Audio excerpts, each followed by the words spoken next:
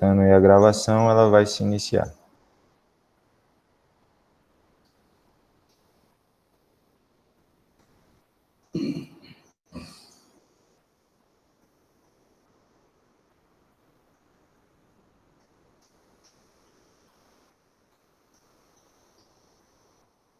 Então, pessoal,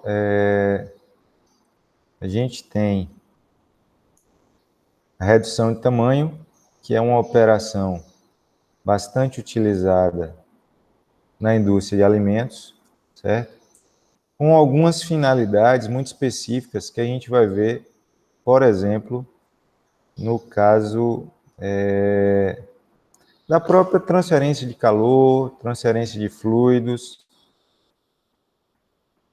e que, principalmente para a área de óleos e gorduras, só um momentinho aqui, tá, gente? Só conferir, tá tudo ok.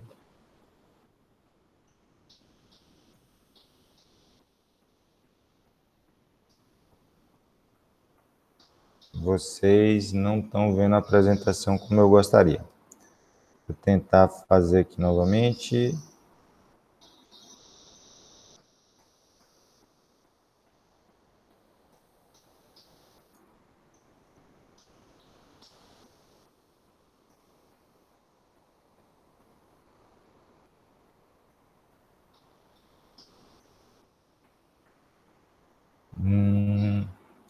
Agora sim. Pronto. Então, voltando à redução de tamanho.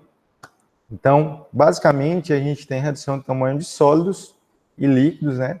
A gente tem trabalho de forças mecânicas e também interações químicas que vão fazer com que o sólido ou o líquido, ele reduza o seu tamanho de maneira a aumentar a área superficial. Porque quanto menor o tamanho desse grânulo, por exemplo, dessa gotícula, maior vai ser a área superficial, onde quanto maior a área superficial, maior vai ser a interação com outras partículas, maior vai ser a transferência de calor, mais fácil vai ser o movimento, o deslocamento desse fluido ou desse sólido, e você consegue ter operações subsequentes que vão ser favorecidas com essa redução de tamanho.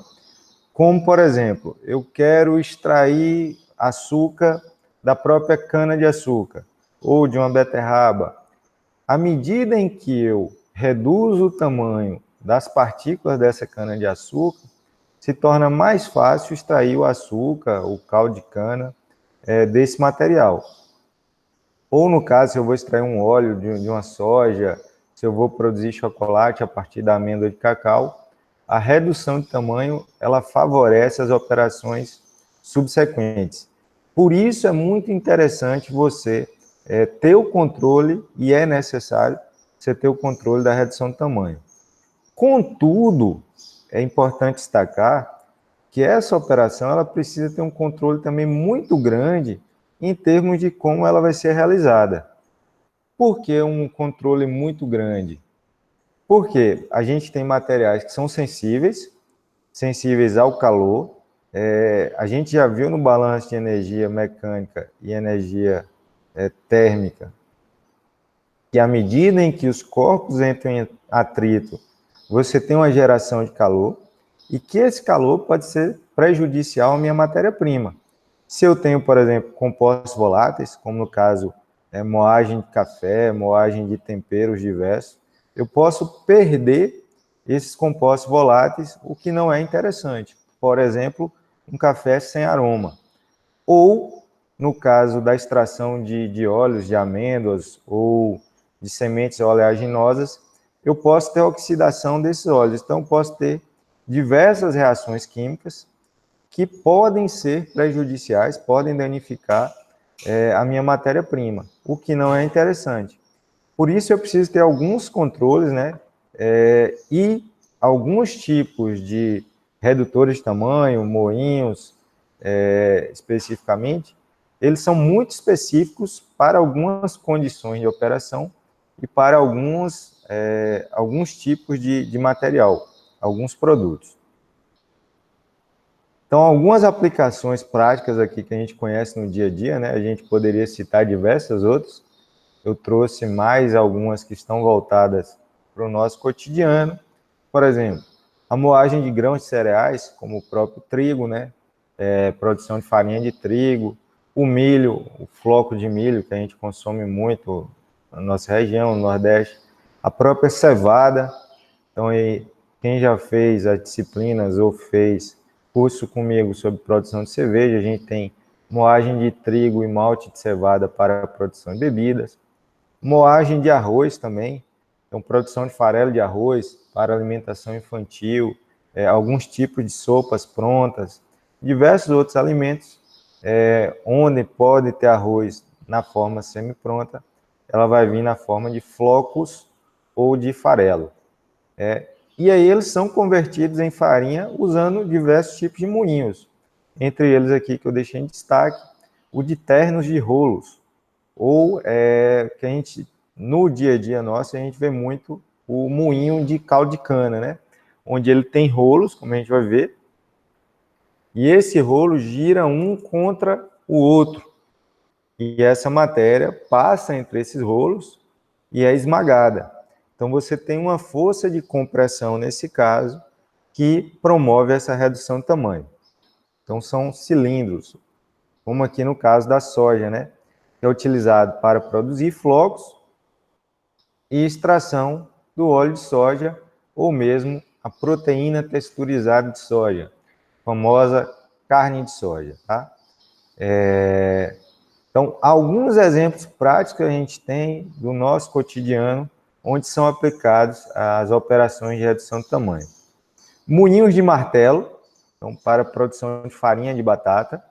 Como eu citei anteriormente, farinha de batata também é muito utilizado como aglomerante e na utilização de pastas prontas, tipo sopas, essas de pacotinho e outros produtos, onde você vem semi-pronto e basta diluir em água quente, está pronto para consumo.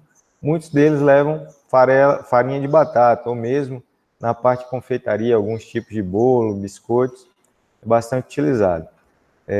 Também a gente tem a cana-de-açúcar, né, como a gente já citou, do nosso cotidiano, a gente tem o hábito de consumir caldo de cana, o próprio açúcar, rapadura. A gente está numa região onde tem muita produção de rapadura e cachaça, e antes da produção desses alimentos, é necessário você ter a redução de tamanho dessa matéria-prima.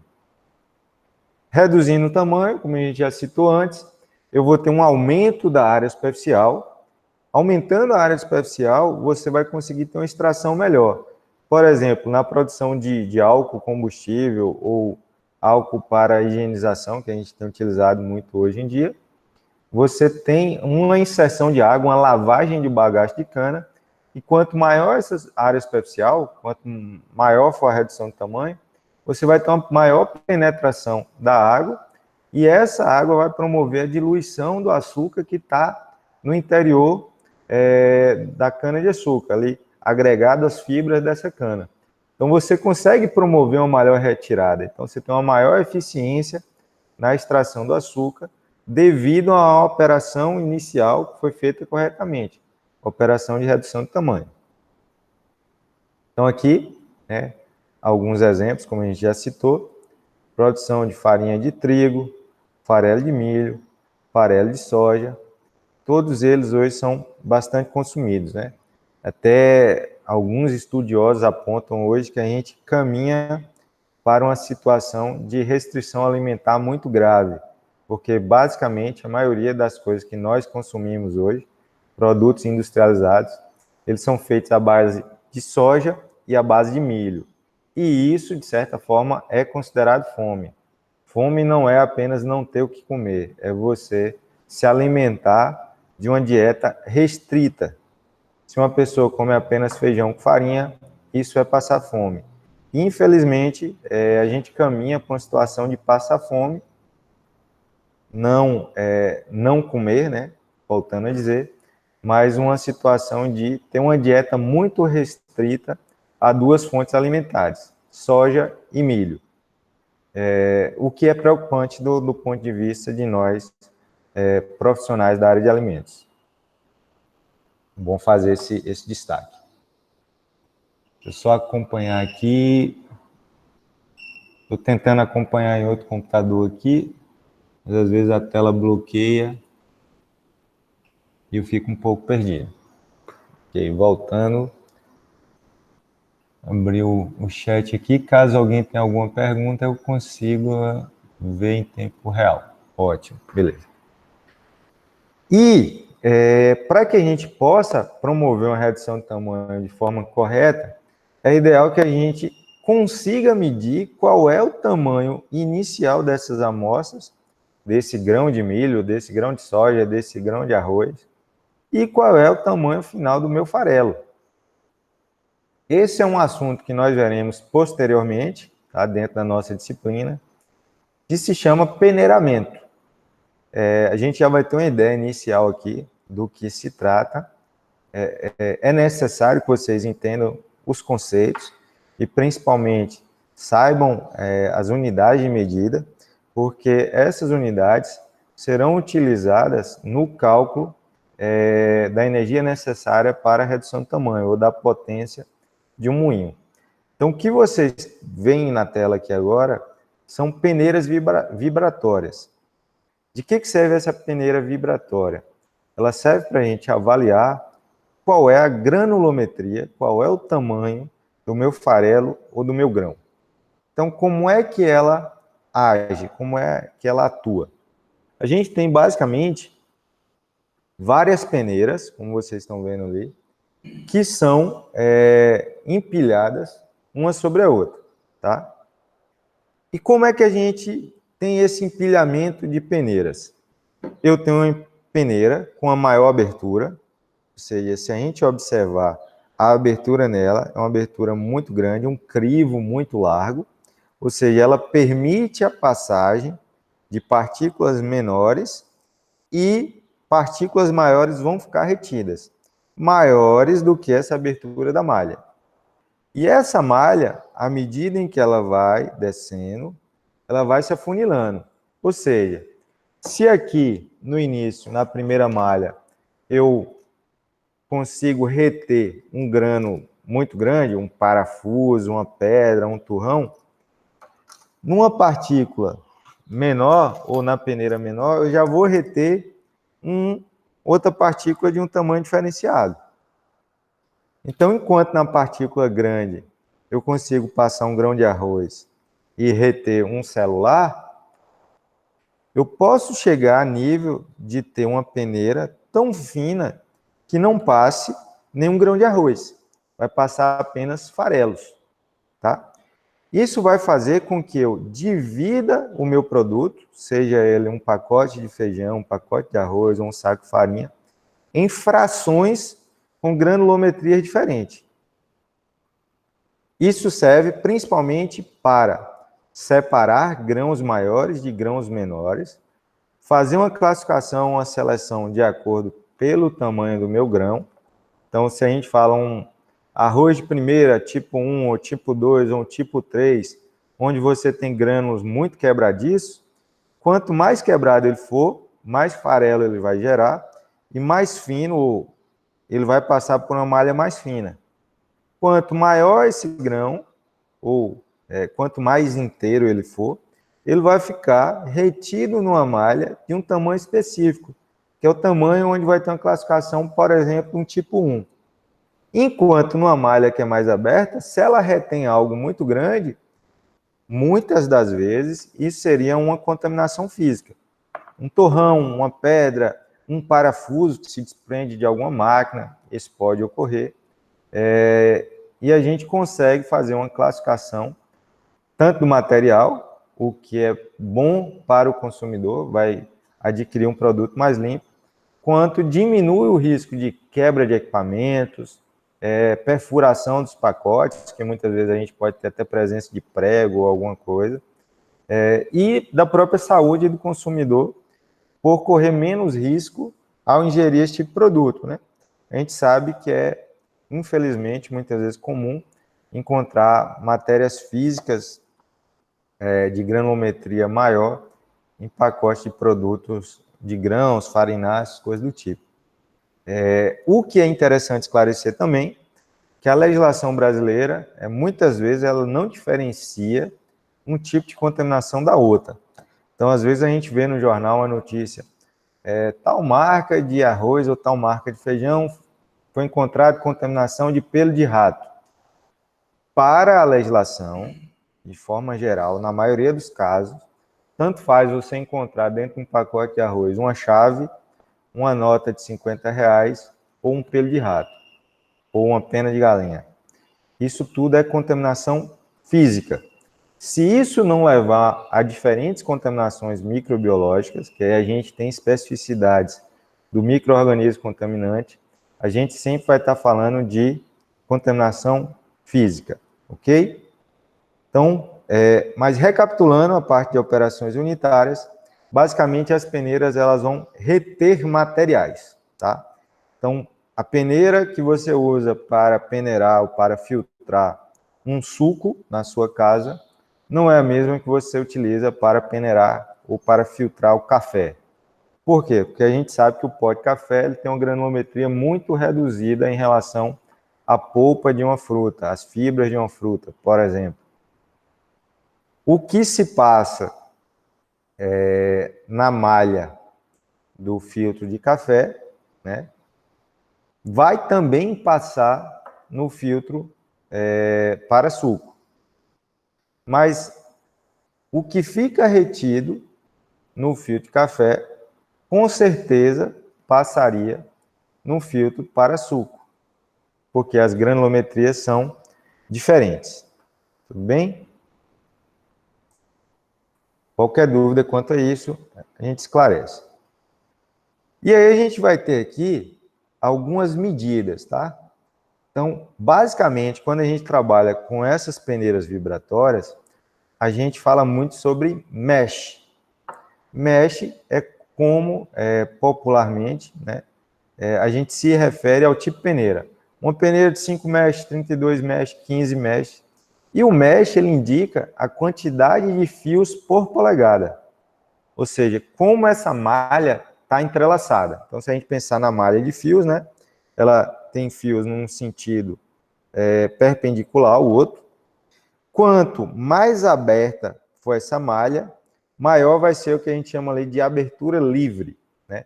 Então, a gente percebe, quanto menor o número do mesh, maior é a abertura. Quanto maior o número do mesh, menor é a abertura. Por quê? Quanto maior o número do mesh, mais fios a gente tem por polegada. Quanto mais fios a gente tiver, menor é essa abertura. Então, é muito comum a gente ver essa referência em tecidos, né? A gente fala assim, um lençol 200 fios, né? Um lençol egípcio. O que significa um lençol com 200 fios? Se você cortar um pedacinho dele, uma polegada quadrada, ele vai ter ali uma malha com 200 fios. Ou seja, para caber em uma polegada quadrada, 200 fios, significa que esses fios estão muito próximos. Ou seja, você tem uma abertura livre que é muito pequena. Enquanto, se você tiver um lençol, for verificar qualquer loja, um lençol de menor qualidade, ele vai ter menos fios por polegada quadrada. E aí você percebe que ele tem uma maior abertura livre, né? Às vezes a gente coloca ele contra o sol, contra qualquer outro lugar, a gente percebe que a gente consegue visualizar do outro lado.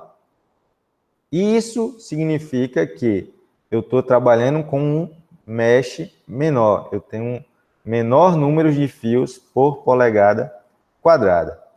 A malha das minhas peneiras é da mesma maneira que ela funciona, tá? Outro fato importante é o que a gente chama de diâmetro do fio. Por quê? Eu posso ter um menor número de fios, mas esse fio ser muito grosso, tá? O que muitas vezes também não é interessante. Interessante é que esse fio seja bem fino e seja muito próximo um do outro. Então, quanto mais fino e mais próximo um do outro, mais fechado ele será. O que faz com que muitas vezes esse tecido, por exemplo, ele tenha até uma característica plástica, de tão próximo que ele é. Ou como um plástico, né? Então a gente consegue perceber isso, e quanto mais fechado ele for, mais ele vai reter material. Tudo bem? Então, basicamente, a gente pode representar essa questão das malhas da seguinte maneira. E como é que é classificado, né? A gente sabe, se a gente abrir aí na casa de qualquer um de vocês, um pacote de feijão, um pacote de arroz, um pacote de farinha, a gente vai ver que nem todos os grânulos, nem todos os grãos são do mesmo tamanho, tá? Então, como é que eu posso afirmar que o diâmetro da minha farinha, a granulometria dessa farinha ou desse arroz é X? Como é que eu posso fazer isso, se nem todos são iguais? Então, o que fica estabelecido é, quando a gente tem 80% daquele material sendo retido por um determinado, passando, na verdade, por uma determinada peneira, essa peneira é que é a medida correta. Ou seja, imagine o seguinte, a gente tem diversas peneiras empilhadas, tá? Vou ilustrar aqui para você da seguinte maneira. A abertura, ela é dada por um número. Então, vamos falar, abertura é 10. Então, eu tenho 10 peneiras indo da abertura 10, 9, 8, 7, 6, 5, 4, até a abertura 1. Sendo a 10 a mais aberta, a 1 a mais fechada. Até a 0, que a gente chama de fundo, onde ela não é aberta. Ela é realmente um fundo de panela. Então, a gente chama de fundo. Então, se eu tenho um grão de feijão, ele deve passar por essa peneira de mesh 10. Por quê? Porque eu tenho uma abertura de 10 e o grão de feijão é menor do que isso. Passa pela de 10, passa pela de 9, pode ser que passe. Passa pela de 8, pode ser que passe. E aí, quando chega, por exemplo, na peneira de número 4, a gente percebe que passa apenas uma pequena quantidade de feijão. Apenas resquícios de casca, algum farelo de feijão quebrou, algum pedaço. Ou seja, 80% do meu feijão está da peneira 4 para cima. Então, quem é o meu limite do feijão? Se eu tirar a peneira 10, 9, 8 e deixar só a peneira 4, eu vou ver que se eu iniciar a passagem desse grão pela peneira 4, 80% da matéria vai ficar retida ali. Então, eu posso afirmar que o diâmetro do feijão é coincidente com a peneira 4, ok? Por quê? Porque é a peneira que impediu a passagem dos demais. Então, eu tenho a peneira 3, a peneira 5, desculpe, ela permite a passagem de 80% desse material, e a peneira 4 permite a passagem apenas de 20%, os 20% restantes. Então, na verdade, é a peneira 5 que é a granulometria correta do meu feijão. Então, a gente está aqui destacando a quantidade que escoa através de uma determinada peneira, tá? Então, esse feijão passa por qual peneira? 80% dele passa pela peneira de número 5 e fica retido na peneira de número 4. 20% passa pela peneira de número 4. Mas eu não me interesso mais por esses 20%. Só me interessa saber que 80% é quem vai caracterizar o meu material. Então, quando eu vou utilizar nos meus cálculos, eu utilizo o diâmetro referente a esses 80%, que nesse caso seria a minha peneira número 5. Tá? Alguma dúvida quanto a isso? Se alguém tiver, pode interromper a aula ou perguntar no próprio chat ali que está aberto. Tá? Não tendo perguntas, a gente continua. Ficou claro para todo mundo isso aí? Espero que sim, tá bom? Basicamente, então, entendendo que a gente tem a granulometria desses materiais, a gente parte para o seguinte: cada material, devido à sua dureza, às suas características físicas, fraturabilidade, por exemplo, que é uma característica muito importante, coesividade, ou seja, o quanto esse material é coeso. A gente necessita de energias específicas para reduzir o tamanho de um determinado grão de A para B. O que algumas leis, a gente vai ver aqui, a gente tem a lei de Rintinger, a lei de Kick e a lei de Bond, elas diferem entre si em relação a, se eu quero reduzir pela metade um determinado grão, pouco importa qual seja o tamanho inicial. Eu estou reduzindo pela metade. Algumas dessas leis, elas consideram que a energia é sempre a mesma. Outras não.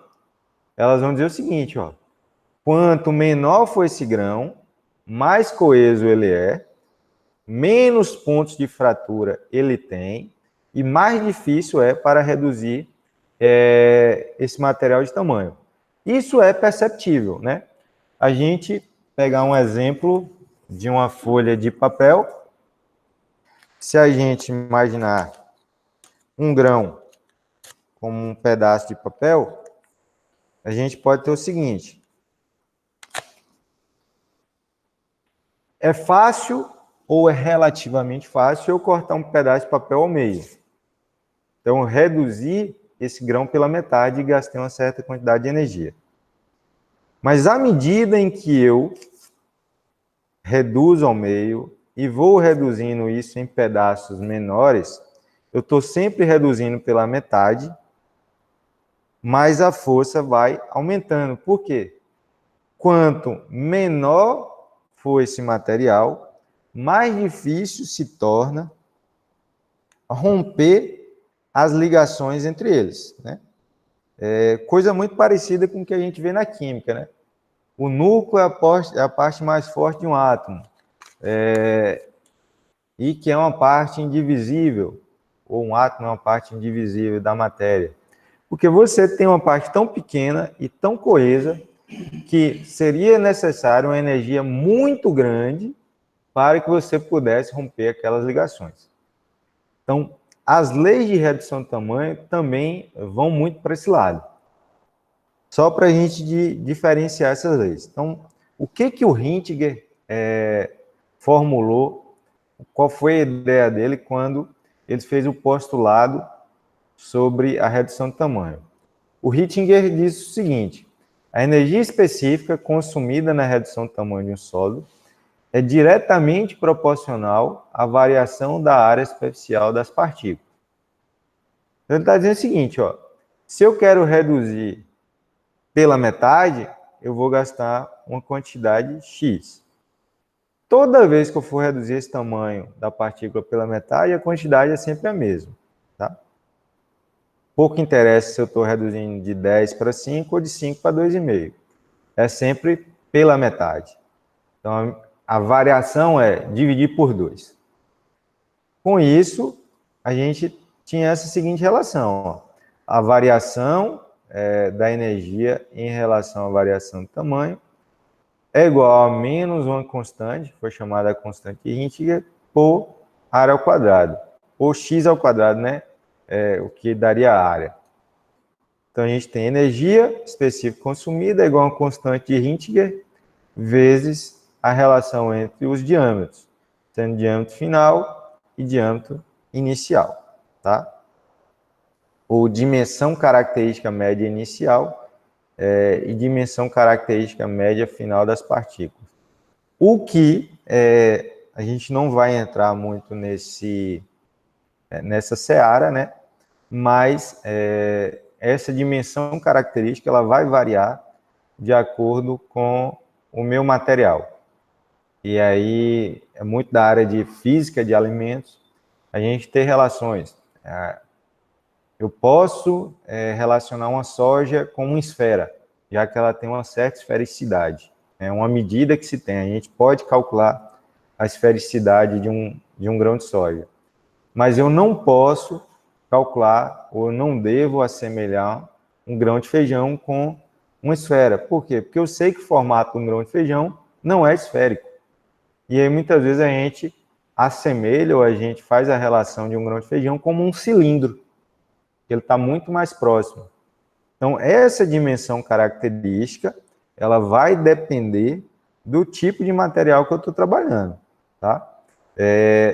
Nos nossos problemas iniciais, a gente precisa entender isso, mas a maioria dessas dimensões já são dadas.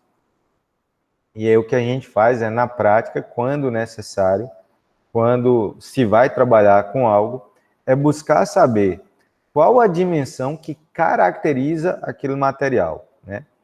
Um grão de feijão, por exemplo, grão de arroz, né? A gente sabe que dificilmente ele vai ser partido nesse sentido, ao sentido do comprimento dele. Muitas vezes ele se quebra no sentido do diâmetro.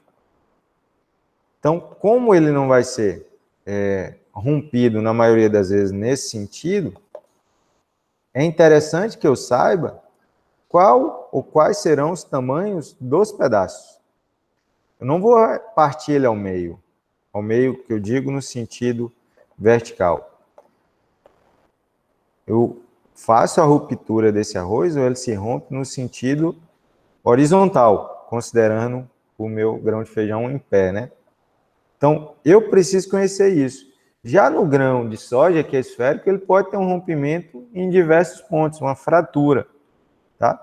Então, conhecendo essas partes, uma cana, por exemplo, que ela é cortada, então, um tipo de redução de tamanho, é isso que eu preciso conhecer. Ou, muitas vezes, a cana também é na horizontal, depende do tipo de moinho que eu estou trabalhando, tá?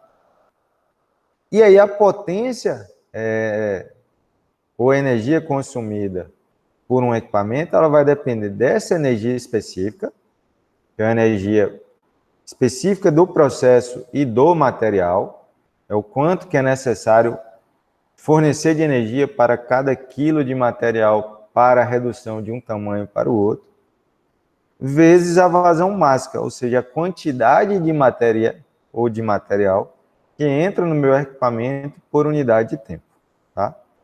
Essa relação ela é válida para todos os tipos de equipamentos e para as 3 leis principais que a gente trabalha sobre redução de tamanho. Então, aqui um primeiro exemplo do livro da Cecília Tadini, né, que a gente está usando como base para a lei de Rintinger.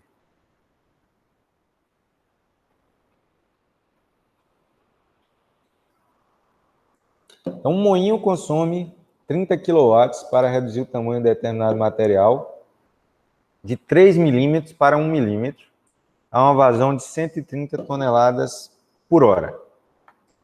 Determine qual será a energia específica requerida pelo mesmo moinho para reduzir o mesmo material de 1 milímetro para 0,5 milímetros a uma vazão de 100 toneladas por hora, considerando a lei de Rintinger. Verifique se a potência do motor instalado é adequada para essa nova condição. Então, imaginem que vocês chegaram para trabalhar na indústria e a gente já tem um moinho lá, 30 kW. E vocês produzem um tipo de farelo, um farináceo, onde a matéria-prima inicial é de 3 milímetros, vocês reduzem para um farelo com 1 milímetro e trabalham com essa vazão de 130 toneladas por hora. Atende à demanda de vocês. Devido a novas condições, devido a novos critérios de consumo, novos mercados que se abrem, um novo mercado que surgiu, ele exige um produto muito mais fino. Ele quer um produto agora com 0,5 milímetros. E aí, o que você faz? Você pega o seu produto acabado com 1 e agora reduz esse tamanho pela metade, 0,5. A pergunta é, na prática, você precisa trocar de moinho ou não? Né? A prática de vocês como engenheiros e engenheiras de alimentos será essa. E aí o chefe, o patrão de vocês vai perguntar, eu compro outro moinho ou não compro? Aí você pergunta, custa quanto? 100 mil reais. E aí é uma decisão que está na mão de vocês. Eu compro um novo moinho ou eu trabalho com um moinho antigo correndo o risco de qualquer momento, a qualquer momento, dar problema ou mesmo não atender o meu novo consumidor. E aí eu perder um contrato milionário. Então, como é que você pode calcular isso? Seguindo a lei de Rittinger, que é o que se pede nesse exemplo, o que a gente vai ver? Ó, foi fornecido para a gente a potência do moinho. Ele diz lá que é 30 kW. Então está aqui a potência, 30 kW. E ele nos fornece uma vazão máxima de 130 toneladas por hora, que aqui foi convertido em quilos por segundo. Tá? Assim como quilowatts foi... desculpe. Quilowatts foi colocado em joules por segundo, já que o kilowatt é kilojoule por segundo, e tonelada por hora foi colocado em quilo por hora. Tá? Com isso, a gente encontrou a energia específica para esse processo.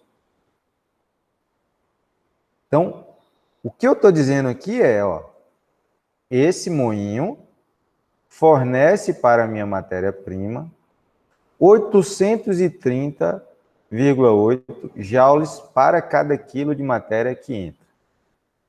É essa quantidade de energia que o moinho está fornecendo ao meu material. Tá? Eu não estou dizendo, em momento algum, que isso promove a quebra, que isso promove a fratura, que isso reduz de X para Y ou de A para B. Eu estou apenas colocando o quanto de energia o moinho fornece para o material. Então, ele fornece 830,8 joules por cada quilo. O que a gente vai verificar agora é o seguinte: essa quantidade de energia por quilo que é fornecida é suficiente para a redução de tamanho que eu quero ou não? Certo? É como se a gente falar o seguinte, imagine, eu acho que muita gente já deve ter passado por isso, né? Assim, no início do mês recebe R$20, e aí quando chega lá no dia 10, dia 15, pede o pai ou para a mãe mais dinheiro. E aí, de repente, o pai e a mãe falam assim, mas eu já lhe dei dinheiro no início do mês. O que é verdade. Mas essa quantidade de dinheiro foi suficiente? Essa é a grande pergunta. Então, o que a gente está dizendo aqui é, foi fornecida uma quantidade de energia para uma quantidade de matéria, joules por quilo. O que a gente vai ver agora é, essa quantidade de energia é suficiente para quê? Ponto final. Como eu já sei que essa quantidade de energia ela é fornecida e ela promove a redução de 3 milímetros para 1, eu consigo calcular o que a gente chama de energia específica e a minha constante de Rittinger para esse material. A constante de Rittinger ela é uma propriedade do meu material de acordo com a redução de tamanho que eu tenho. Tá? Isolando aqui a minha constante Rittinger, eu vou ter, utilizando os dados que a gente já encontrou anteriormente, energia específica, 830,8, diâmetro final desejado, 1 vezes 10 a menos 3, ou 1 milímetro, diâmetro inicial, diâmetro não, me desculpe, tá aí, dimensão característica, de 3 vezes 10 a menos 3, então a dimensão característica inicial, tudo colocado em metro. Eu encontro uma constante de Rittinger igual a 1,246 joules vezes metro por quilo. Tá? O que ele está indicando? Que essa redução de tamanho ela utiliza 1,246 joules para cada quilo de matéria, para cada redução de metro. Então, se eu quero reduzir 1 metro, em cada quilo eu vou gastar tantos joules.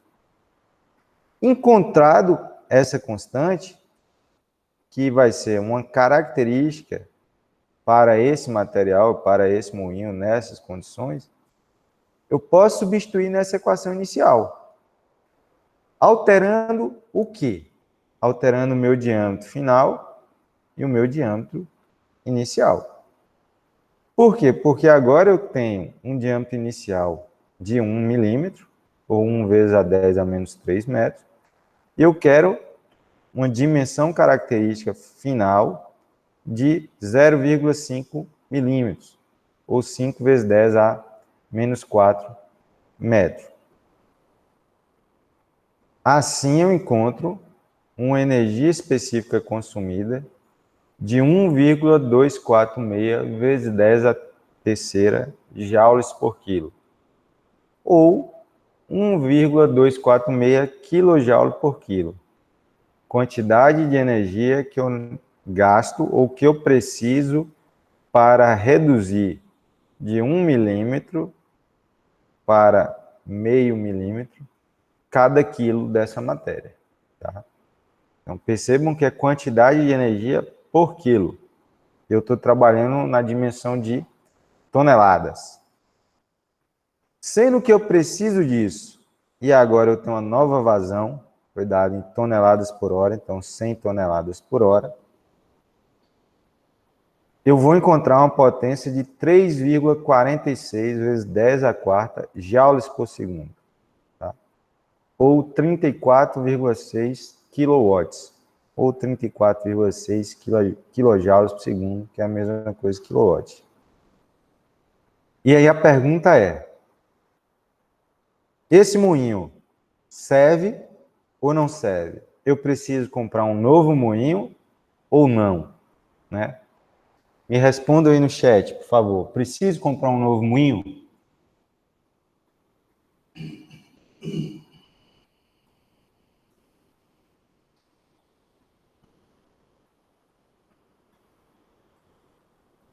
Preciso ou não preciso, pessoal? Cadê o pessoal no chat ali, todo mundo calado?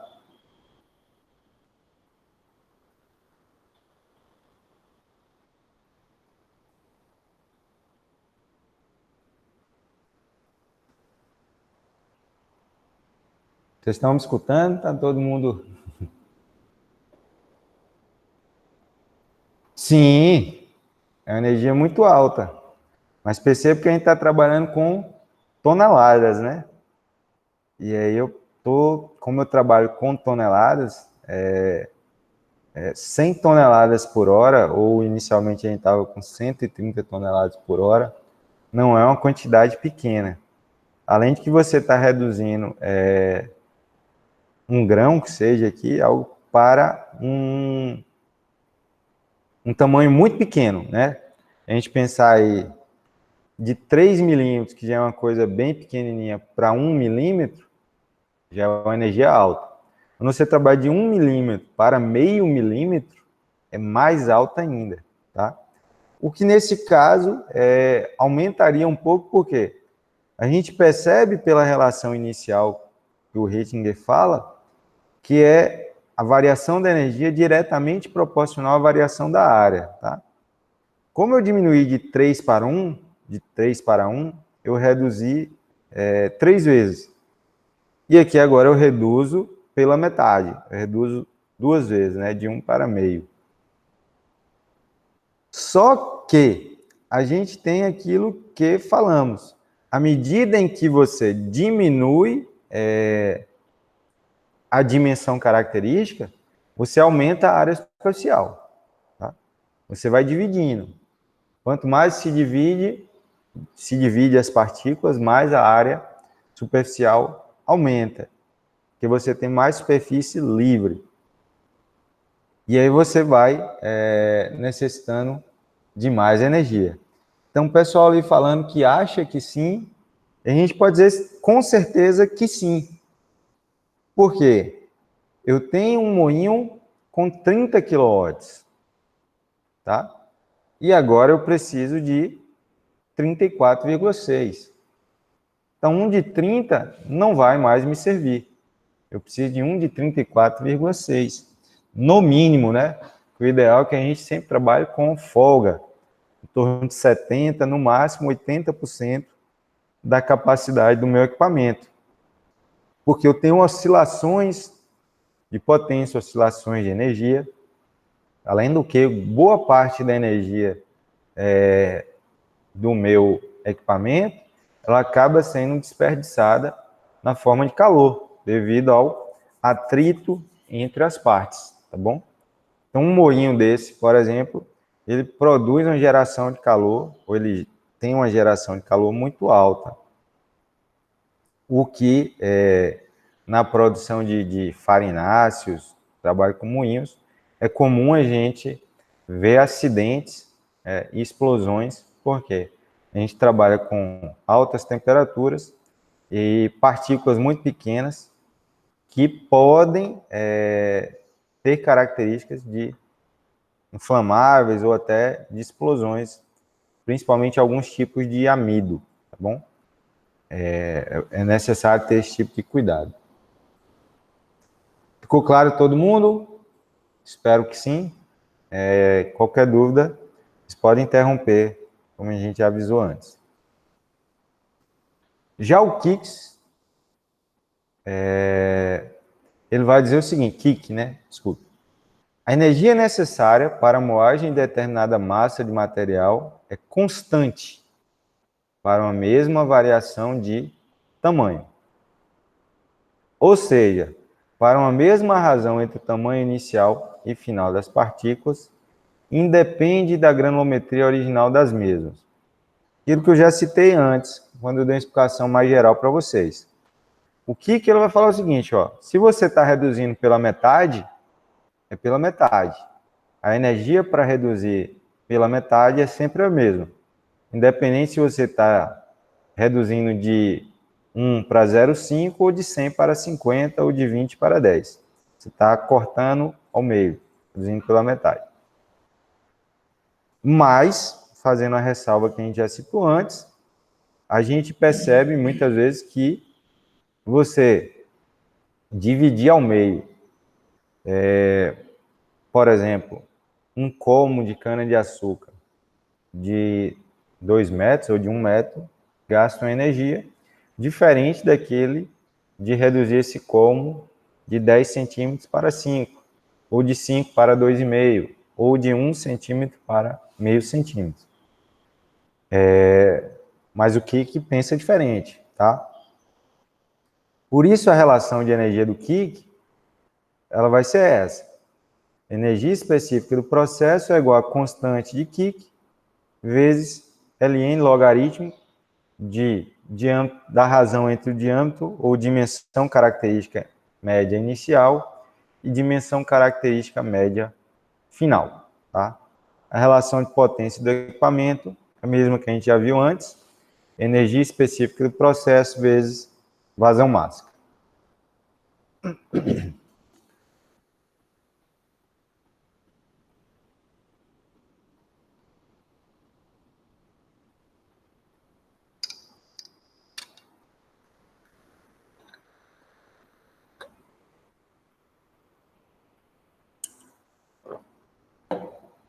Já o Bond, que formulou um postulado que é mais aceito e mais utilizado, ele vai dizer o seguinte: a energia consumida para a redução, no caso de redução de tamanho, é inversamente proporcional à raiz quadrada do tamanho reduzido. Tá? Ou seja, ele segue a lógica que quanto mais você reduz de tamanho, mais difícil fica para se reduzir esse tamanho. Tá? Então, eu vou ter que a energia específica consumida é igual a 2 vezes a constante de Bond, vezes a diferença entre 1 sobre a raiz da dimensão característica média final, menos 1 sobre a raiz quadrada da dimensão característica média inicial. Sendo que essa constante de Bond, ela é igual a 5 vezes o índice de trabalho de bonde. Esse índice de trabalho é um coeficiente ou uma constante para cada material. Ele vai dizer o seguinte, ó, cada material ele tem características específicas, próprias, de dureza, coesividade, fraturabilidade, elasticidade, né, fluidez, que vão impactar sobre o como esse material se comporta ao ser comprimido, ao ser atritado, ao ser cisalhado, ao ser impactado. Se eu pego uma borracha, ao ser comprimida, ela vai ter uma característica elástica. Se eu pego um giz ou um pedaço de torrão de terra, ele vai esfarelar, ele tem uma fratura. Se eu pego um diamante, que é o material mais duro da Terra, né? Aí desconsiderando as histórias em quadrinhos, a gente vai ter um efeito zero sobre o diamante, porque o diamante ele pode riscar qualquer outro material. Então, cada um desses materiais ele tem um índice de trabalho próprio. E aí o Bond ele fez uma tabulação da maioria desses materiais. Logicamente que isso é mais para a área mineral. Infelizmente, faltam dados para a área de alimentos. Então, isso é um campo de pesquisa ainda em aberto. Você estabelecer quais são os índices de trabalho para materiais alimentícios. Mas, de forma geral, os materiais alimentícios eles são considerados macios.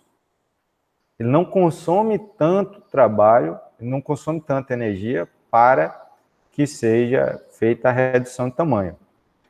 Logicamente, cada um tem características próprias, né? Às vezes a gente tem materiais que são fibrosos, o que a quantidade de fibras e como essas fibras estão entrelaçadas, ela afeta na redução de tamanho. A própria quantidade de umidade, quantidade de água presente nesse alimento também vai afetar a própria redução de tamanho. Inclusive, a gente tem coeficientes de índice de trabalhos diferentes para moagem ou redução de tamanho a seco e úmida, o que é feito muitas vezes até para diminuir o calor que é gerado durante o processo de redução de tamanho e reduzir a perda de compostos voláteis, geração de pó, que é prejudicial aos trabalhadores, às condições de trabalho, e também diminui riscos de acidentes. Tá? E aí a gente consegue calcular qual é essa constante de Bond. Tendo em mãos a constante de Bond, aí a gente vai calcular a energia específica da lei de Bond. Vai ser 10 vezes o índice de trabalho de Bond, vezes 1 sobre raiz quadrada do diâmetro de abertura da peneira, no qual passam 80% das partículas na alimentação final, desculpe, ou seja, após a redução de tamanho, menos 1 sobre raiz quadrada do diâmetro de abertura da peneira, no qual passam 80% das partículas na alimentação. Então, aquela consideração que a gente fez quando falou de peneiras vibratórias. Então, o que se faz? Antes de fazer qualquer cálculo sobre a lei de Bond, na prática, né, eu pego o material inicial na minha alimentação e passo na peneira. Onde é que eu tive a retenção de 80% das partículas? Ou aonde foi, em qual das peneiras que eu passei apenas 20%? Observando isso, eu vou estabelecer qual é o diâmetro inicial desse material.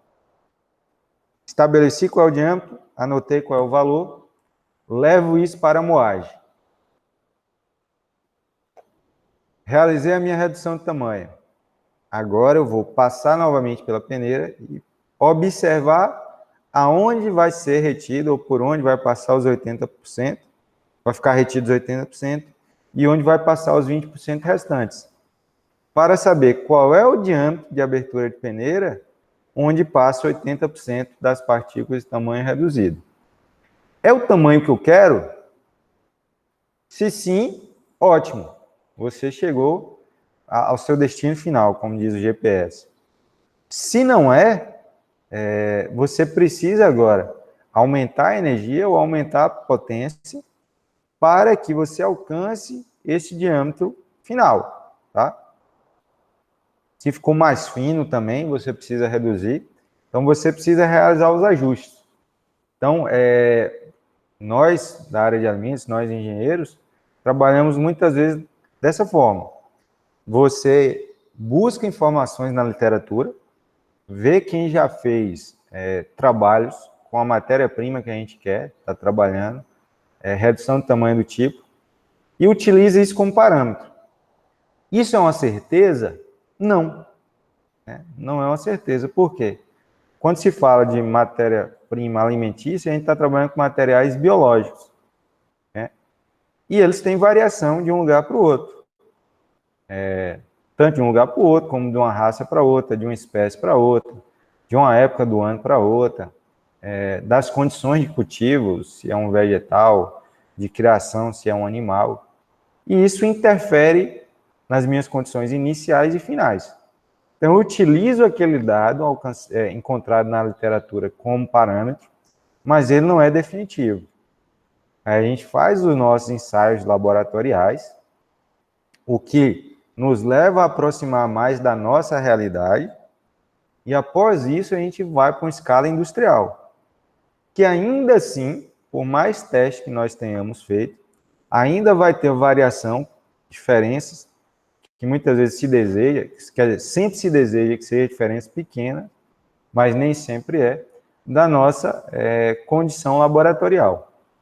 À medida em que a gente vai fazendo esses trabalhos, a gente vai ajustando as condições desejadas. Tá?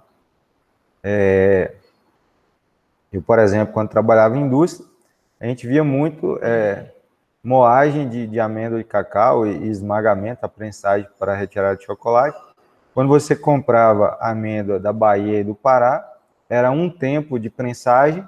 Quando você comprava amêndoas vindo de Costa do Marfim e outros países africanos, já tinha diferença. Por quê? O formato da amêndoa é diferente, a quantidade de óleo é diferente, a fraturabilidade, a umidade. Para você alcançar aquela taxa de extração desejada, você precisa fazer ajustes. Por mais que seja tudo amêndoa de cacau, por mais que seja o mesmo equipamento, cada pequena variação pode afetar muito no seu resultado final, tá bem?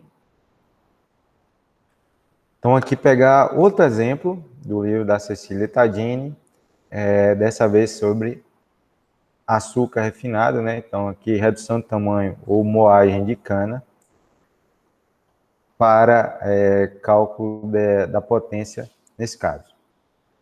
Então, na produção de açúcar refinado, um moinho consome 4,5 kW para reduzir cristais de açúcar, os quais 80% passam através de uma peneira número 30, ou seja, de 600 micrômetros de abertura, para açúcar refinado, de modo que 80% passam através de uma peneira de número 200, de abertura de 75 micrômetros. Tá?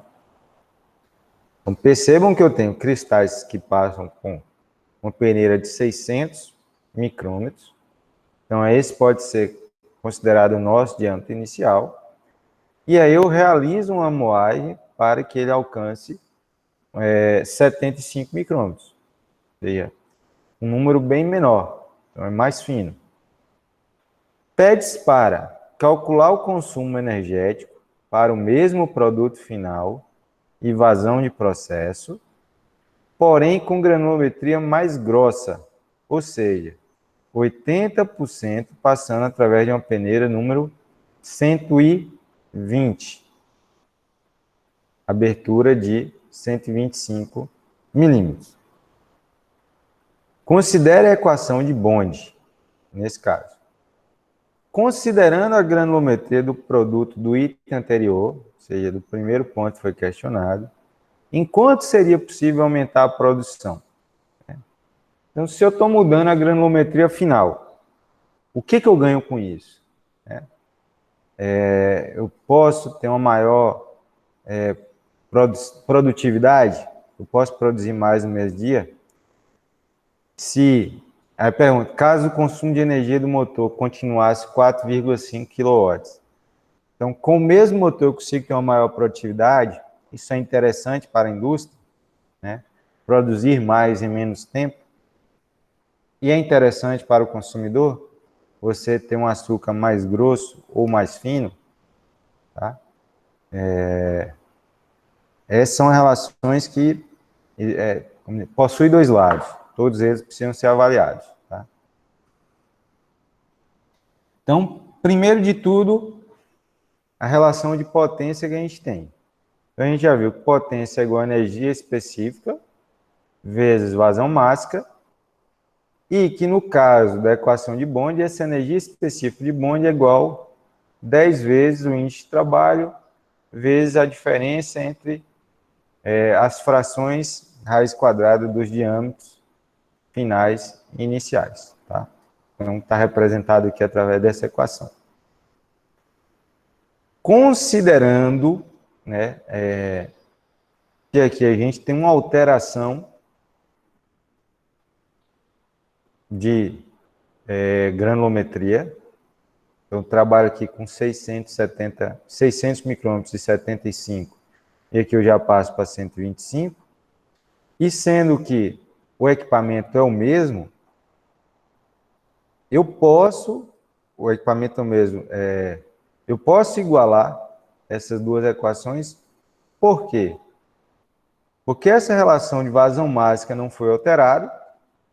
Estou trabalhando com a mesma vazão, né? Ele fala aqui, ó, para o mesmo produto final e vazão de processo.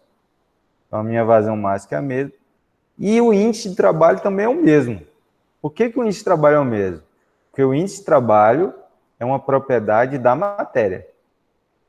Como a gente falou. E a matéria não foi alterada. O que se alterou foi os diâmetros iniciais e finais. Tá? Se eu altero os diâmetros iniciais e finais, eu altero a potência necessária para essa redução de tamanho. Mas como o índice de trabalho e a vazão não se alteram, essas duas equações aqui, elas vão ser proporcionais. À medida em que eu tenho aumento de um diâmetro, ou eu tenho aumento entre as relações, eu preciso ter proporcionalmente um aumento também na minha potência.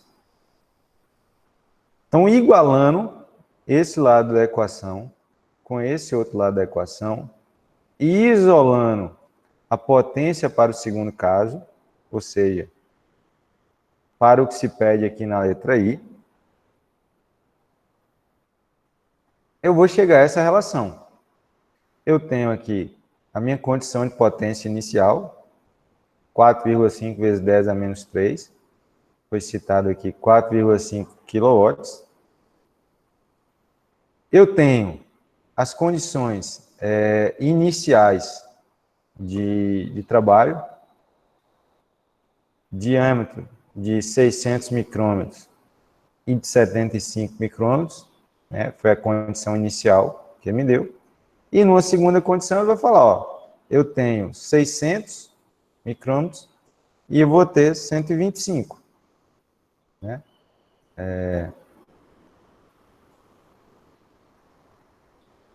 Eu errei aqui foi ao colocar mesmo produto final.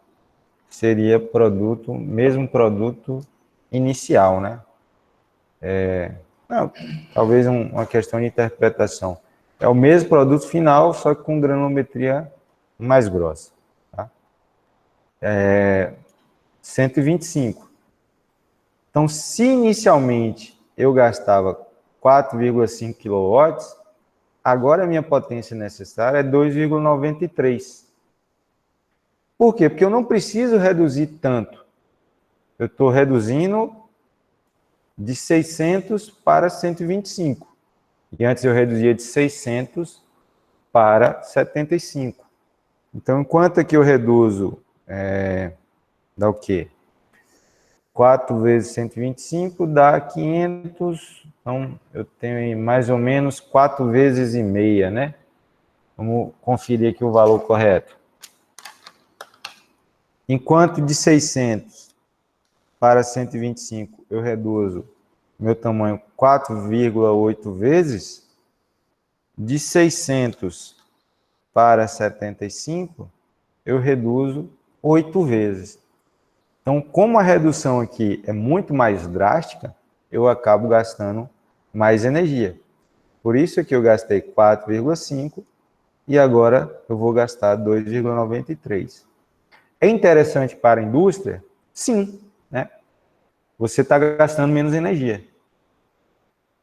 Se eu estou gastando menos energia, ou eu posso, por um lado, economizar essa energia, simplesmente, ou eu posso gastar o mesmo tanto de energia, os 4,5 que eu já gastava antes, e agora produzir mais. São duas facetas que a gente tem. Como a gente já relacionou que a potência consumida é igual a energia específica vezes a vazão máxima, né?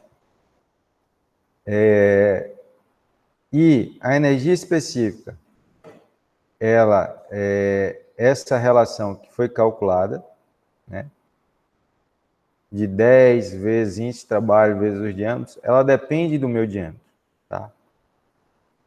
Então, ela se altera, mas a vazão máxima não. Ela se altera em qual proporção? Ela se altera na mesma razão, na mesma proporção das vazões máxicas ou das minhas potências, já que as potências, elas se alteram de acordo com os diâmetros, tá? Então, se eu tinha, ou se eu tenho essas duas relações, e a energia específica é a mesma, já que a gente igualou isso aqui, ó, a gente falou que seria a mesma, eu vou ter essa proporção. A vazão máxima 2, sendo um segundo caso, e é o segundo caso que eu estou chamando é o II aqui, né? A minha segunda pergunta é sobre a vazão máxima no segundo caso, ou na minha primeira questão.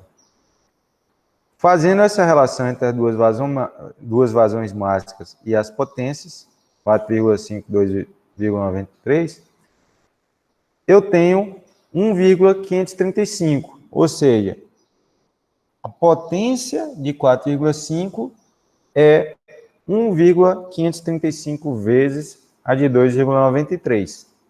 Então, se eu quero manter a mesma potência de consumo, a mesma energia consumida, que é o que se pede aqui, né? Considerando a granulometria do produto do item anterior, enquanto seria possível aumentar a produção, caso o consumo de energia do motor continuasse 4,5. Então, como eu vou manter o mesmo consumo de energia, a minha vazão máxima pode ser aumentada. Pode ser aumentada quantas vezes? 1,535 vezes, tá? Então, eu não tenho nenhuma das vazões máximas, não foi informado isso no problema. Mas eu tenho uma relação entre elas. Essa relação, ó, se eu fazia 100 toneladas por hora, agora eu vou fazer 153,5. Isso indica um aumento percentual de 53,5%. Então, um aumento muito considerável, tá? Então, a pergunta é, em quanto seria possível aumentar a produção? Seria possível aumentar a produção em 53,5%, já que eu aumentei em 1,535 vezes. Tá?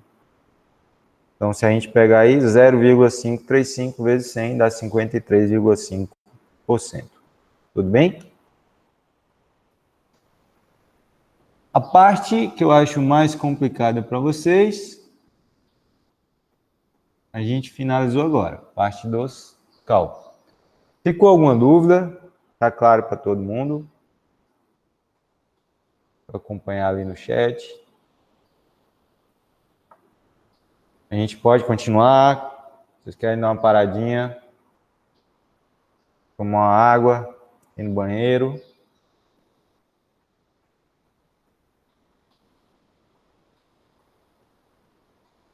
Vamos fazer um intervalozinho de 5 minutos, pode ser?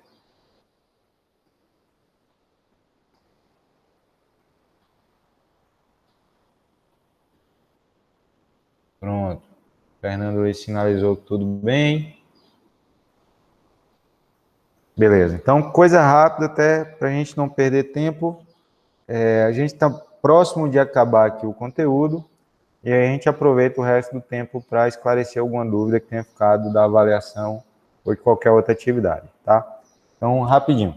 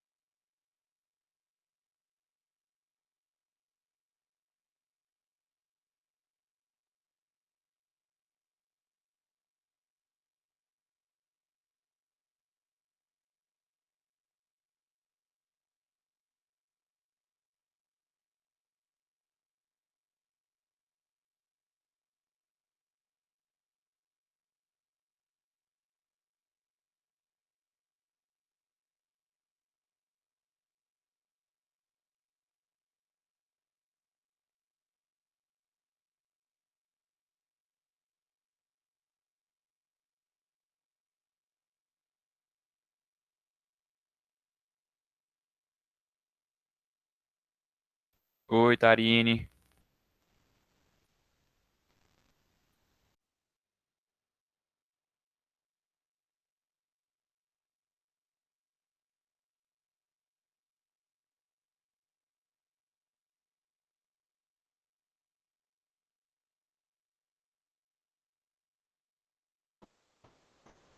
Oi, a Starine falou aí, não estava ouvindo. Retornando aqui. Acho que não estavam ouvindo, eu fechei o áudio enquanto saí para não ficar nenhum ruído para vocês. Deixa eu ver se todo mundo está me visualizando agora. Quando todo mundo estiver pronto, a gente retorna, tá bom?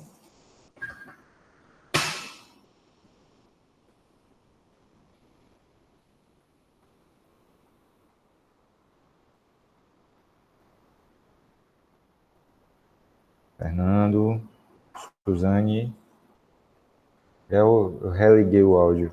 Pronto.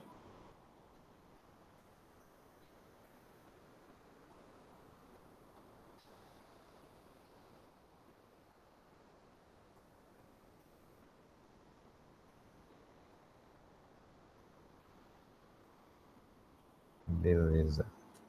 Então vamos retornar.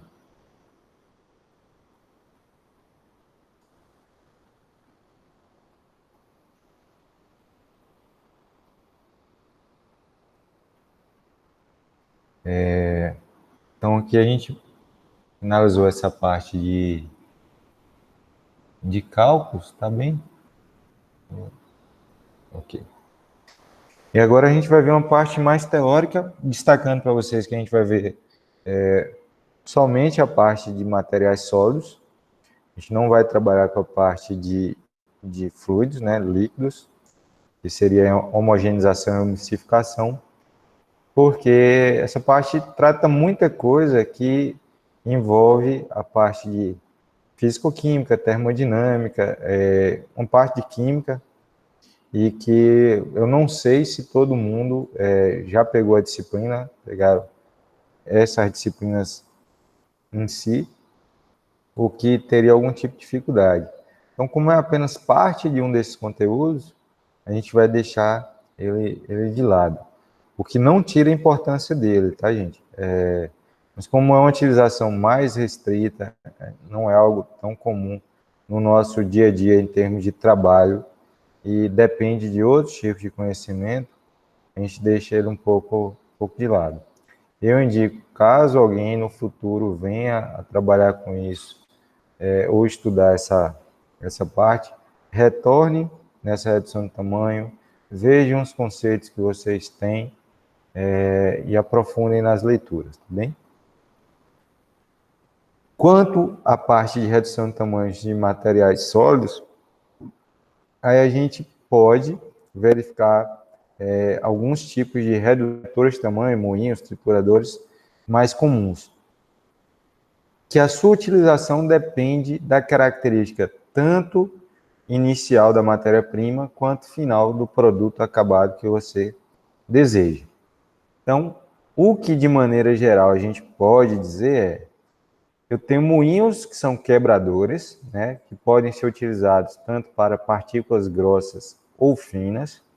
Alguns deles trabalham com peneiras prévias, ou seja, tem um sistema de peneiramento antes de entrar no moinho e muitas vezes depois, fazendo com que eu tenha um retorno dessa matéria para dentro do moinho, para que seja promovida a redução de tamanho. Dentre esses moinhos quebradores, a gente destaca o triturador de maxila, o triturador giratório e moinhos de rolos.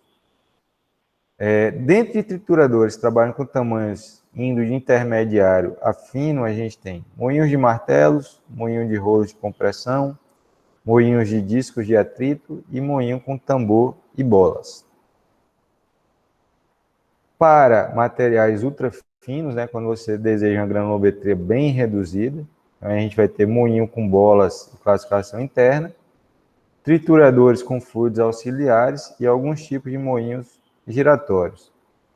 E para materiais que são geralmente fibrosos, né, ou trituradoras de corte. Então a gente vê aí produtos cárneos, a própria cana-de-açúcar e outros materiais vegetais do gênero.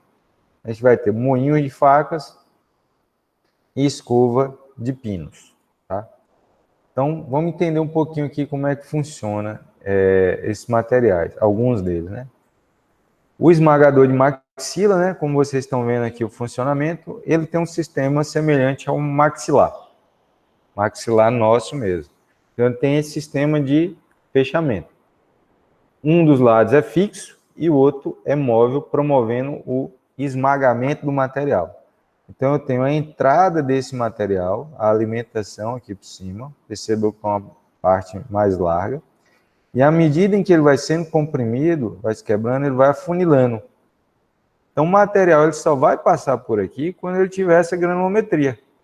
E eu posso ajustar a proximidade entre essas maxilas. Então, esse tipo de redutor de tamanho é utilizado para grandes volumes e atua em baixa velocidade, né? Então, aqui a gente percebe que eu tenho duas maxilas pesadas, né? Onde uma vai para frente e outra fica fixa. Uma vai para frente e para trás e a outra fica fixa. E vai esmagando o meu material. Então, o que a gente calcula a potência desse motor aqui, ó. O motor que movimenta o dispositivo que vai transferir um tipo de força sobre o material. Seja uma força cisarante, de impacto, de atrito, de abrasão, seja ela qual for. Então, a gente calcula a potência do motor, tá? Então, os esmagadores de maxila são usados principalmente para o esmagamento primário de materiais duros. E, normalmente, este processo é seguido de outro tipo de trituração. Isso é bastante utilizado na área de britagem, de mineração. Então, para a produção de britas. E aí, como a gente falou, de acordo com o tamanho da brita que se deseja, ou de qualquer outro tipo de minério, você faz a regulagem, a gente vê aqui, dessa distância, para obter uma granulometria final desejada. Esmagadores do tipo giratório, né? A gente tem ali, cabeça móvel tem uma forma de cone truncado e gira excentricamente dentro de uma cobertura cônica fixa em posição inversa. O eixo faz virar a cabeça móvel que esmaga o sólido entre ela e o cone fixo exterior. Então a gente tem isso aqui, ó, duas paredes fixas e eu tenho um sistema de abrasão, né? Essas paredes elas vão ter esse formato cônico. E aqui no meio eu vou ter essa parte móvel que ela vai girar. Ao girar, ela comprime esse material está sendo alimentado entre essa parte cônica central e a parte cônica externa. Então, ela vai comprimindo aqui. Então, eu tenho uma compressão e eu tenho um atrito entre as duas paredes. Então, eu tenho duas alimentações, vai girando aqui no meio, vai comprimindo esse material pela parede. À medida em que ele vai sendo reduzido de tamanho, ele vai descendo, vai afunilando. Um grande problema que a gente tem que citar aqui nos moinhos, de acordo com o tipo de material que a gente tem, é entupimento, né? Imagine que eu giro, e de repente chega uma partícula aqui muito grande ou muito dura ou de um material diferente que eu não consigo esmagar. Se eu continuar alimentando o meu esmagador, isso aqui uma hora vai parar e vai quebrar. Por quê? Eu vou ter uma grande quantidade de material, eu não tenho força suficiente para romper ou para reduzir o tamanho daquele material. Se eu continuar forçando, isso leva a uma quebra. Por isso, muitas vezes, a gente tem um peneiramento prévio ao tipo de esmagador. A não ser que eu tenha uma potência muito grande, né? Faça uma seleção prévia desse material, ou já seja previsto que eu estou quebrando algo muito forte. Por isso eu tenho uma potência muito grande. O que evita problemas de quebra do meu equipamento, já que eu vou quebrar algo que é muito duro, eu tenho uma potência muito alta, dificilmente vai entrar algo ali que eu não consiga quebrar. Mas quando a gente trabalha na área de alimentos, como eu falei, onde são considerados materiais macios, Quando se encontra um material muito duro, ou relativamente mais duro do que a minha matéria-prima, eu posso ter problemas. E isso muitas vezes a gente vê de má fé mesmo. Coisa assim que não parece até mentira, mas, por exemplo, quando eu trabalhava em indústria de cacau, na área de recepção das amêndoas, seleção lá, parte de peneiras e esmagamento, de vez em quando a gente ia lá para fiscalizar alguns equipamentos, para ter o controle dentro da fábrica, e a gente percebia, conversando com funcionários, que muito produtor colocava dentro dos sacos misturados com amêndoa, por exemplo, brita, pedra pintada de vermelho, que era confundida com amêndoas, parafusos, porque isso dá um peso maior dentro da carga. Então, eles misturavam uma certa quantidade ali, e às vezes, por exemplo, dentro de um saco de 50 quilos, ele ganhava 1 quilo, 2 quilos. Então, 1 quilo, 2 quilos dentro de um saco de 50, já é 2 ou 4%, né? 2 e 4%. Se ele, ao final de um caminhão, ele tiver um lucro de 2%, já é algo muito grande, tá? Então, você precisa ter esse cuidado. Imagina que você está prevendo dentro do seu moinho esmagar uma amêndoa de cacau e, de repente, você encontra um parafuso. Isso pode levar a uma quebra, tá? Dependendo da força que você faz ou da potência que você tem, isso pode gerar problemas bem grandes. Moinho de rolos, né? Então, aqui é bem comum, a gente fala aí o caso dos caldos de cana que a gente vê sendo vendido na rua. Então, os rolos giram em direções opostas e a velocidade diferentes. Eles têm ranhuras, né? A gente vê ali, ele não é liso, então o material não vai simplesmente deslizar sobre ele. Servem também de canais, no caso, para extração de líquidos. Então, o fluido desliza, o líquido desliza sobre aquelas ranhuras. E aí muitos alimentos são moídos nesse tipo de moinho. Produção de cerveja artesanal, a gente tem moinhos de rolo que são regulados a distância entre esse rolo. Então, a granulometria ela é definida pela distância entre os rolos. Quanto mais distante, mais grosso ou de maior granulometria vai ser o meu produto final. Quanto mais próximos eles giram entre si, mais difícil vai ser desse material passar entre esses rolos. E aí mais fino vai ser o meu produto final. Mas quanto mais próximos eles estiverem, muitas vezes mais força eu preciso ter, maior potência, para que eu quebre o material em si, porque vai se tornar mais difícil. Existem rolos que giram contra uma superfície fixa, né? Como está representado aqui. Semelhante aí a gente, um liquidificador, por exemplo, que ele tem uma hélice girando contra a parede, aqui seria esse caso. Então, giro contra uma determinada parede, eu tenho uma compressão contra essa parede e eu posso utilizar rolos dentados. Então, precisa ter uma parede forte e uma potência forte aqui para quebrar esse material de acordo com a característica dele. O moinho de martelo se assemelha muito a esse tipo de moinho de rolo, que gira contra uma superfície fixa, contra uma parede. Porém, ele tem pequenos marteletes aqui dentro, tá? E a parede dele, ela possui dentes, certo? Então, ele gira em uma velocidade considerada, calculada de acordo com o material. Eu tenho um impacto desse material contra esse martelete e depois contra a parede. Como ela tem uma superfície ali que não é lisa, ela possui pequenos dentes, ela é dentada, outro impacto, e aí eu vou promovendo a quebra desse material, além da compressão aqui, porque a gente percebe que eu tenho um estreitamento entre as partes. Então isso gira alta velocidade, levando à quebra. O que também, como eu falei, dependendo do material que a gente tenha, pode levar, de repente, um material desse. Oi? Alguém ia perguntar alguma coisa? Vou conferir aqui no chat.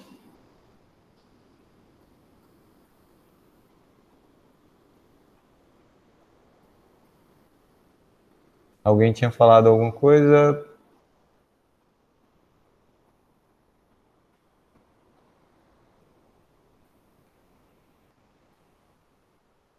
Então, vou continuar.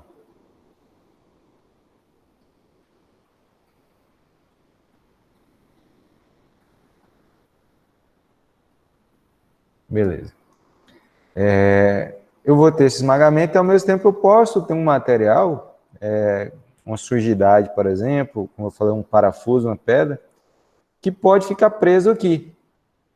Se eu não conseguir, se eu não tiver uma potência suficiente para esmagar esse material, eu posso quebrar o meu moinho, por quê? Porque ele pode ficar preso. Ou se for um material fibroso, pode provocar o que a gente chama muitas vezes de embuchamento.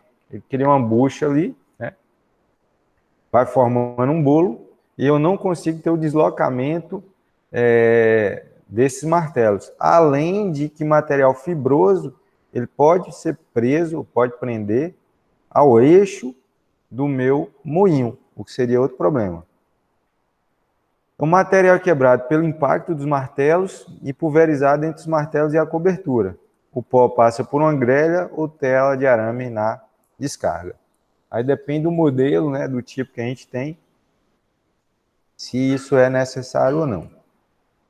Moinhos giratórios, esse outro aqui também é semelhante ao de martelo, só que ele vai ter diversas aberturas e ele trabalha muito aqui com abrasão e compressão, né? Percebam que eu tenho uma proximidade maior com a parede, então eu vou comprimindo isso contra a parede, até que ele chega num determinado ponto aqui que ele vai sair um produto mais fino, certo? Então ele entra pela parte superior, já vai ser comprimido contra a parede, e para ele se deslocar até o ponto inferior onde eu tenho a saída de produto fino, esse tempo é suficiente para promover a redução de tamanho do material. Eu posso ter desse tipo, semelhante a martelos, né, o pés aqui, uma superfície de atrito. Posso ter bolas aqui no meio, que elas promovem também essa compressão contra a parede. Posso ter, nesse caso, discos, né? Um disco gira contra outro. Esse aqui é um dos mais antigos que a gente tem. Os indígenas, por exemplo, já usavam coisas desse tipo. Eles pegavam duas pedras, né? Uma pedra ficava no chão e outra pedra ficava por cima. No meio ficava um pequeno furo para inserir a alimentação. Eles iam colocando um material aqui, um grão-milho, giravam uma pedra sobre a outra, aquele material que ia descendo, descendo, ficava aqui entre uma pedra e outra e ele ia sendo esmagado. E aí, quando você retirava a pedra de cima, você ia ter ali um farelo de milho. Então, esse é bastante utilizado. Ou mesmo se você pegar uma pequena pedra aí, ou algo do tipo semelhante a uma panela, você encher com grãos, botar um material pesado em cima, à medida que você vai girando, você vai promovendo um desgaste entre as partes, um atrito, um cisalhamento. E isso, ao final, uma abrasão, vai promover o rompimento daquele material, de acordo com a dureza desse material, logicamente. Ok? Então a gente finaliza por aqui. Conseguimos finalizar no tempo, ainda tem tempo de sobra, apesar do nosso atraso. E aí fica para a gente esclarecer alguma dúvida que tenha ficado do exercício anterior para vocês entregarem hoje. Já vou estar também disponibilizando aqui agora tanto o vídeo da nossa aula, quanto os slides e a atividade para vocês responderem, atividade avaliativa sobre esse conteúdo. No mesmo esquema, vocês podem se juntar, respondem e me entregam até a próxima aula, na quarta-feira da semana que vem. Qualquer dúvida, a gente pode trabalhar da mesma forma que vem sendo trabalhado. Vocês podem acionar tanto através do Google Sala de Aula, quanto do WhatsApp. Pode mandar direto no grupo, né, de operações unitárias as perguntas, que aí a pergunta fica para todo mundo. Às vezes uma pessoa tem uma dúvida, outra pessoa também tem, e aí a dúvida fica compartilhada, tudo bem? Então, fica o tempo em aberto agora, eu vou encerrar a gravação dessa aula, tá bem? Fica apenas a questão de dúvidas e aí não há necessidade de estar na gravação. Então, obrigado, pessoal.